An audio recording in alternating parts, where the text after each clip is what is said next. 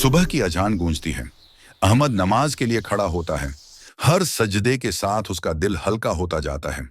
दूसरे कमरे में उसकी माँ दुपट्टा ठीक करते हुए दुआ करती है, या अल्लाह, मेरे बेटे के घर को हमेशा अमन, मोहब्बत और बरकत से भर देना। नमाज के बाद अहमद काम पर निकलता है।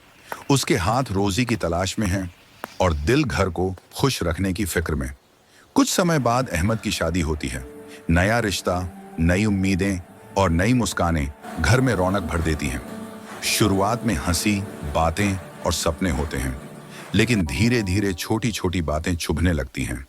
कभी एक शब्द, कभी एक लहजा और फिर बहस। बीवी की खामोशी शिकायत बन जाती है। माँ की आंखों में दर्द उतर आता है। घर वहीं रहता है, पर सुकून कहीं खो जाता है।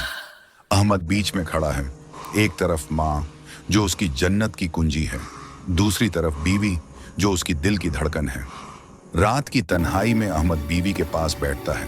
वह नरमी से कहता है, इस्लाम हमें सिखाता है कि रिश्ते लड़ाई से नहीं, सब्र से संभलते हैं। मेरी माँ की इज्जत मेरी जन्नत है और तुम्हारी मोहब्बत मेरी दुनिया। अगर हम अदब और प्यार अपनाएं तो अल्लाह खुद हमारे घर को संवार देगा। बीवी की आंखें भर आती हैं। उसे एहसास होता है कि जीत झगड़े में नहीं, बल्कि समझौते और मोहब्बत में है। अगली सुबह बीवी सास के पास जाती है, आंखें झुकी हुई, आवाज कांपती हुई। अम्मी, मुझसे गलतियां हो गईं। मैं चाहती हूं कि हम मिलकर इस घर को जन्नत बना दें। सास उसे सीने से लगा लेती है। आंसू गिरते हैं, पर इस बार खुशी के। घर में फिर से रोशनी लौट आती है। नमाज के बाद अहमद हाथ उठाकर दुआ करता है, या अल्लाह, हमारे दिलों को जोड़ दे, हमारे घर को रहमत और बरकत का घर बना दे।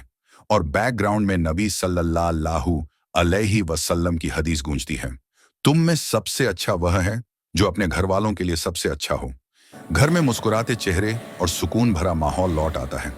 पैगाम इस कहानी का सबक यही है कि घर की जन्नत झगड़ों से नहीं, बल्कि सब्र, अदब और मोहब्बत से बनती है।